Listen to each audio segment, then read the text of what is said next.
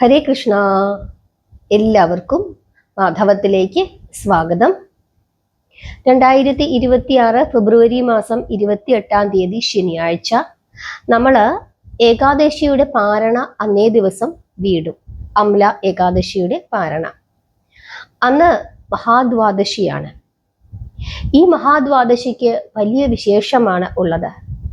മഹാദ്വാദശി തിഥി ആരംഭിക്കുന്നത് 2026 ഫെബ്രുവരി 27 രാത്രി, അതായത് ഇന്നു രാത്രി 10:32 മുതൽ 28 രാത്രി 8:43 വരെയാണ്. ഈ മഹാദ്വാദശിക്ക് ഒരു പ്രത്യേകതയുണ്ട്. നാരദ പുരാണത്തിലും ഭവിഷ്യ പുരാണത്തിലും ഈ മഹാദ്വാദശിയെ പറ്റി പറയുന്നുണ്ട്. അതായത് ഈ ഫാൽഗുന മാസത്തിലെ ഈ മഹാദ്വാദശിക്ക് ഗോവിന്ദ ദ്വാദശി എന്നാണ് പറയുന്നത്. ഭഗവാനെ അന്നേ ദിവസം ഗോവിന്ദ രൂപത്തിൽ ആരാധിക്കണം എന്നാണ് പറയുന്നത്. ഗോ എന്ന വാക്കിന്റെ അർത്ഥം നമുക്ക് എല്ലാവർക്കും അറിയാം, പശു എന്നാണ്. മറ്റൊരു അർത്ഥമുണ്ട്, അത് ഭൂമി എന്നാണ്. വിന്ദ എന്നാൽ പാലകൻ, വിന്ദൻ എന്നാൽ പാലകൻ എന്നാണ്. അതായത് പശുവിനെ പരിപാലിക്കുന്നവൻ അല്ലെങ്കിൽ ഭൂമിയെ പരിപാലിക്കുന്നവൻ, ഇതാണ് അർത്ഥം. ഭഗവാനെ എങ്ങനെയാണ് ഗോവിന്ദൻ എന്ന പേര് കിട്ടിയത് എന്ന് ഭാഗവതത്തിൽ വളരെ വിശദമായി പറയുന്നുണ്ട്. ആ കഥ നാളെ എല്ലാവരും കേൾക്കുകയും ആ കഥ ഓർത്തിട്ട് പ്രാർത്ഥിക്കുകയും ചെയ്യണം. ഓം ഗോവിന്ദായ നമ എന്നാണ് നാളത്തെ ദിവസം പ്രാർത്ഥിക്കേണ്ടത്.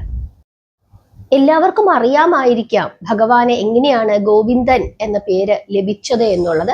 എങ്കിലും ആർക്കെങ്കിലും അറിഞ്ഞുകൂടായെങ്കിൽ ഞാൻ ഇപ്പോൾ ഈ കഥ നിങ്ങൾക്ക് പറഞ്ഞു തരാം. അറിയാവുന്നവര് ക്ഷമയോടുകൂടി ഇരുന്ന് കേൾക്കുക. ഭഗവാന്റെ കഥ എത്ര തവണ കേട്ടാലാണ് നമുക്ക് മതിയാകുന്നത്? എത്ര തവണ പറഞ്ഞാലാണ് എനിക്ക് മതിയാകുന്നത്? ഇത് രണ്ടുമുണ്ട് അല്ലേ? അതുകൊണ്ട് തന്നെ ക്ഷമയോടുകൂടി ഭക്തിയോടുകൂടി ഇരുന്ന് നിങ്ങൾ അവസാനം വരെ കേൾക്കണം. ഗോപന്മാര് എല്ലാ വർഷവും ഇന്ദ്രദേവനെ പ്രാർത്ഥിക്കാറുണ്ട്. ഇന്ദ്രന് പ്രത്യേകം പൂജകളും ചെയ്യാറുണ്ട്. കാരണം അവരുടെ കുലത്തൊഴിലാണ് പശുപരിപാലനം എന്നുള്ളത്. അതാണ് അവരുടെ ഉപജീവന മാർഗം. പശുക്കളെ നന്നായി പരിപാലിക്കുന്നതിന് വേണ്ടി അവർക്ക് ധാരാളം പുല്ലുകൾ ആവശ്യമുണ്ട്. പുല്ലുകൾ ഉണ്ടെങ്കിൽ മാത്രമേ പശുക്കൾക്ക് നല്ല ആഹാരം കൊടുക്കാനായിട്ട് പറ്റുകയുള്ളൂ. തന്നെയുമല്ല, അവർക്ക് കുടിക്കാൻ ജലം വേണം. വരൾച്ച ഉണ്ടാകരുത്.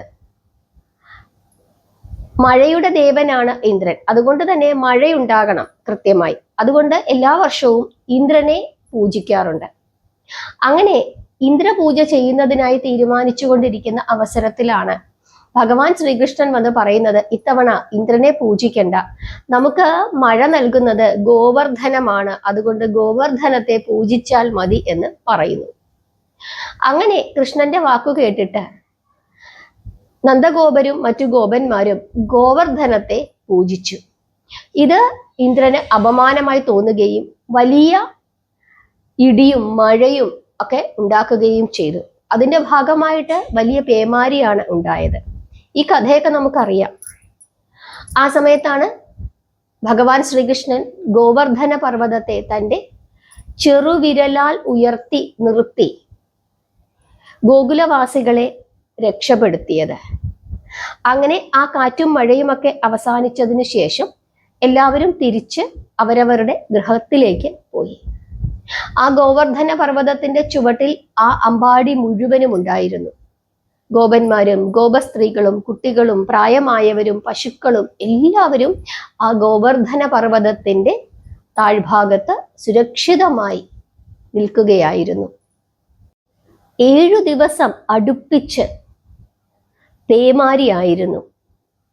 അത്രയും കാലം ഭഗവാൻ ശ്രീകൃഷ്ണൻ തൻ്റെ ചെറുവിരലാൽ ഗോവർദ്ധന പർവ്വതത്തെ ഉയർത്തി നിർത്തി ഗോകുലവാസികളെ സംരക്ഷിച്ചു.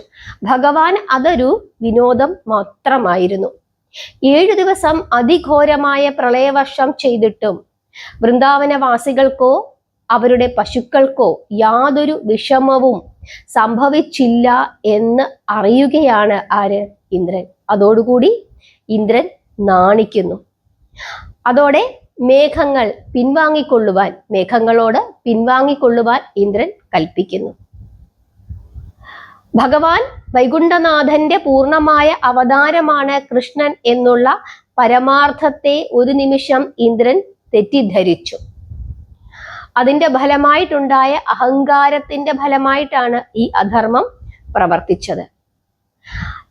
ഇങ്ങനെ ഒരു അധർമ്മം പ്രവർത്തിച്ചത് കൊണ്ട് തനിക്കിനി എന്തൊക്കെ ആപത്തുകളാണ് ഉണ്ടാകാൻ പോകുന്നത് എന്നോർത്ത് ഇന്ദ്രൻ പേടിക്കുന്നു. കൃഷ്ണൻ വിചാരിച്ചാൽ ഇന്ദ്രപട്ടം പോലും തെറിച്ചു പോകാൻ ഇടയുണ്ട് എന്ന് ആ നിമിഷമാണ് ഇന്ദ്രന് മനസ്സിലാകുന്നത്. മഴ മാറി, മാനം തെളിഞ്ഞു, സൂര്യൻ ഉദിച്ചു, സൂര്യൻ പ്രകാശിച്ചു തുടങ്ങി. കൃഷ്ണന്റെ ആജ്ഞ അനുസരിച്ച് സർവഗോപാലന്മാരും ഗോപികമാരും തങ്ങളുടെ കുട്ടികളോടും പശുക്കളോടും കൂടി സ്വഗൃഹങ്ങളിലേക്ക് തിരിച്ചു പോയി. അവരെ പറഞ്ഞയച്ചതിനു ശേഷം ഗോപകുമാരൻ ഗോവർദ്ധനം മെല്ലെ താഴെ ഇറക്കി യഥാസ്ഥാനത്ത് ഉറപ്പിച്ചു. അതിനുശേഷം ഗോപന്മാരുടെ പിന്നാലെ ഓടക്കുഴലും വിളിച്ചുകൊണ്ട് സ്വഗൃഹത്തിലേക്ക്, ഗോകുലത്തിലേക്ക് കൃഷ്ണൻ പ്രവേശിക്കുന്നു. നിങ്ങൾക്ക് ആ കാഴ്ച കാണാൻ സാധിക്കുന്നുണ്ടോ? ഹരേ കൃഷ്ണ. ഓം ഗോവിന്ദായ നമഃ. ആ സമയത്ത് 7 വയസ്സ് മാത്രം പ്രായമുള്ള ഒരു ബാലൻ ഇത്രയും വലിയ ഒരു മല എടുത്ത് ഒറ്റ കൈയിൽ പിടിച്ചുകൊണ്ട് 7 ദിവസം നിന്നതോർത്തപ്പോൾ ആളുകൾക്ക് എല്ലാവർക്കും വളരെയധികം അത്ഭുതമാണ് തോന്നിയത്. ആളുകൾ പ്രശംസിക്കുന്നത് കേൾക്കുകയാണ് ആ നിമിഷം നന്ദഗോപര്.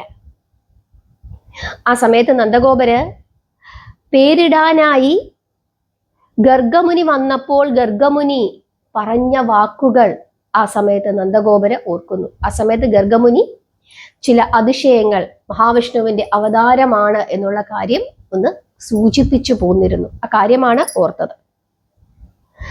അങ്ങനെ ആ സമയം ദേവലോകത്ത് ഇന്ദ്രന് ഇരിക്കപ്പുറതി ഇല്ലാതായി, പേടിച്ചു വിറച്ചു നടക്കുകയാണ്. കൃഷ്ണനോട് തെറ്റു ചെയ്തു പോയി. ഇനി കൃഷ്ണൻ തന്നെ ആക്രമിക്കുമോ? തൻ്റെ ഇന്ദ്രപട്ടം നഷ്ടപ്പെടുത്തുമോ? ഇനി എന്താണ് ഇതിനൊരു പ്രതിവിധി എന്നൊക്കെ ആലോചിക്കുവാൻ തുടങ്ങി. ദുഷ്ടനിഗ്രഹം ചെയ്ത് ധർമ്മം സ്ഥാപിക്കുന്നതിന് വേണ്ടി മനുഷ്യനായി ഭൂമിയിൽ അവതരിച്ചിരിക്കുന്ന മായാമാധവൻ വിഷ്ണു അല്ല എന്ന് താൻ ഒരു നിമിഷം തെറ്റിദ്ധരിച്ചു. അഹങ്കാരത്താൽ യാഥാർത്ഥ്യം കാണുവാൻ തനിക്ക് കണ്ണില്ലാതായിപ്പോയി. അതോടുകൂടി ഇന്ദ്രന് ഒരു സമാധാനവുമില്ലാത്ത അവസ്ഥയായി. അങ്ങോട്ടും ഇങ്ങോട്ടും നടപ്പായി. വസുദേവപുത്രന്റെ പാതാരവിന്ദങ്ങളിൽ ചെന്ന് അഭയം പ്രാപിച്ച് ക്ഷമാപണം ചെയ്യണമെന്ന് ഒടുവിൽ ഇന്ദ്രൻ തീരുമാനിക്കുകയാണ്. അപരാധിയായ താൻ തനിച്ച് ഭഗവാന്റെ സന്നിധിയിൽ ചെല്ലുന്നത് അനുചിതം എന്ന് ഇന്ദ്രന് തോന്നി. അതുകൊണ്ട് ദേവസുരഭിയായ കാമധേനുവിനെ കൂടി ഇന്ദ്രൻ തൻ്റെ കൂടെ കൊണ്ടുപോകുന്നു. പശുപാലകനായ കൃഷ്ണൻ ദേവലോകത്തിലെ ദിവ്യ പശുവിനെ കാണുമ്പോൾ ദേഷ്യം മറക്കുകയും സന്തോഷിക്കുകയും ചെയ്യുമായിരിക്കുമെന്ന് ഇന്ദ്രൻ കരുതുന്നു. ഒരു ദിവസം രാവിലെ ഗോക്കളെ മേയ്ക്കുന്നതിനായി ഗോക്കളെയും കൊണ്ട് ഗോപാലന്മാർ പോയതിനു ശേഷം കൃഷ്ണൻ ഏകനായി കാളിന്തി നദിയുടെ തീരത്ത് നിൽക്കുകയാണ്. ആ സമയത്ത് സുരഭിയോടുകൂടി ദേവേന്ദ്രൻ ഭഗവാന്റെ മുമ്പിലേക്ക് എത്തുന്നു. വന്ന പാടെ ദേവേന്ദ്രൻ വസുദേവ ബാലന്റെ തൃപ്പാദങ്ങളിൽ തൻ്റെ കിരീടം സമർപ്പിക്കുകയാണ്. എന്നിട്ട് നമസ്കരിച്ചു.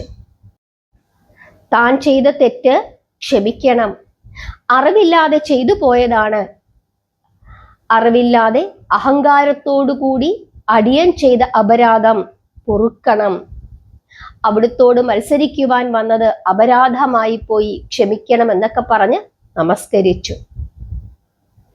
സുരഭിയെയും കൊണ്ടാണ് വന്നിരിക്കുന്നത്.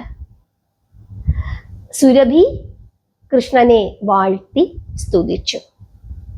പാൽക്കടലിൽ പള്ളി കൊള്ളുന്ന അല്ലയോ ഭഗവാനെ, എന്റെ വർഗത്തിൽപ്പെട്ട പശുക്കളെ മേയ്ക്കുന്ന ഒരു ഇടയനായി അങ്ങയെ ഞാൻ ഇതാ കാണുന്നു.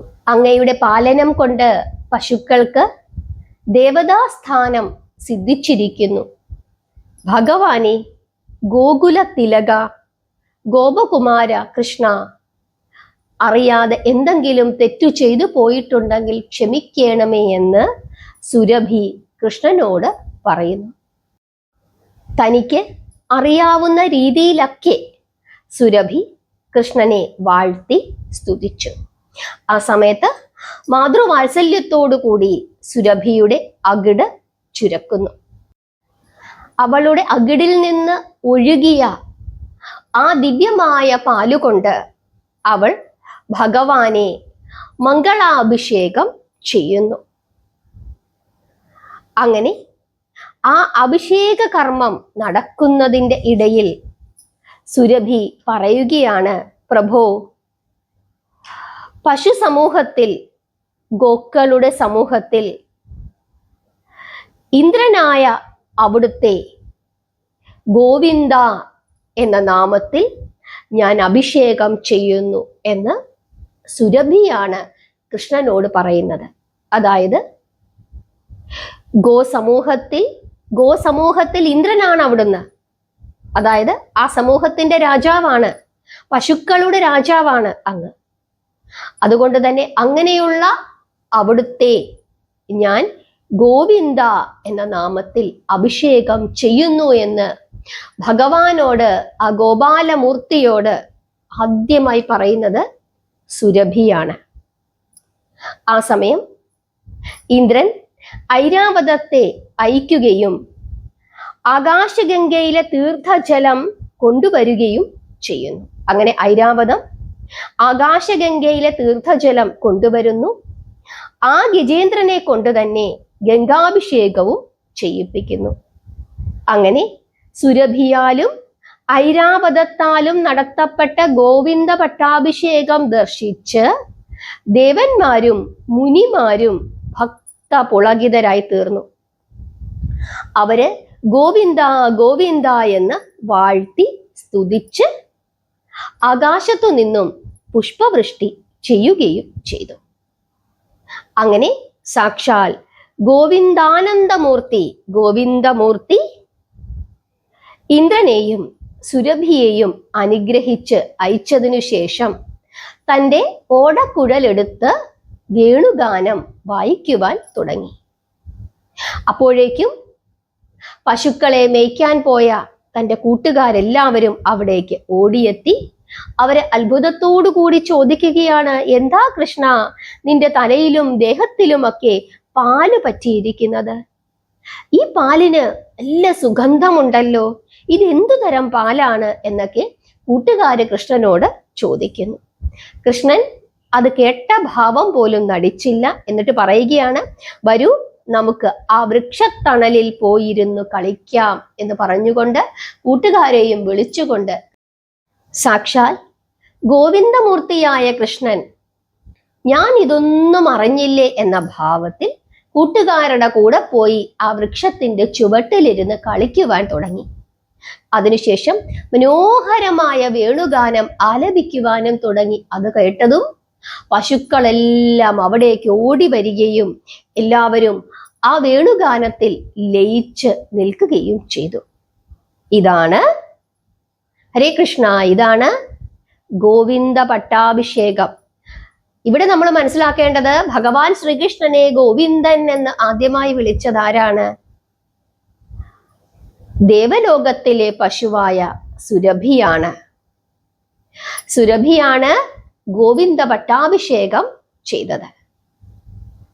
ഐരാവതമാണ് ആ പട്ടാഭിഷേകത്തിന് ദേവഗംഗാജലം കൊണ്ടുവരികയും ഗംഗാജലം കൊണ്ട് അഭിഷേകം ചെയ്യുകയും ചെയ്തത്.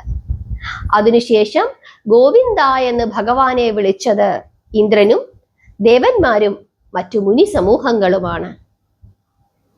ഈ കാര്യമാണ് നമ്മൾ നാളത്തെ ദിവസം ഓർക്കേണ്ടത്. നിങ്ങൾക്ക് എല്ലാവർക്കും ഗോവിന്ദ പട്ടാഭിഷേകം മനസ്സിൽ കാണാൻ സാധിക്കുന്നുണ്ടോ?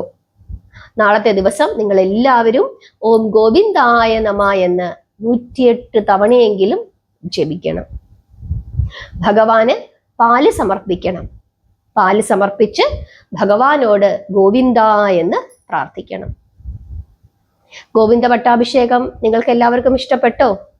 എത്ര പേർക്ക് അറിയാമായിരുന്നു ഈ കഥ? എല്ലാവരും നാമം ജപിക്കുക, പ്രാർത്ഥിക്കുക. ഹരേ കൃഷ്ണ.